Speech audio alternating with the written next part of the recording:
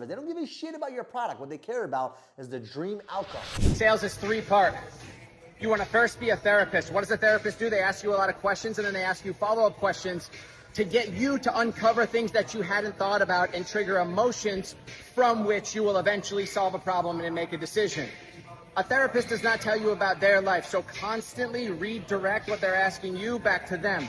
Once you find the real problem and you've isolated the problem, label them with the problem, overview their past pain, then you have to become an educator.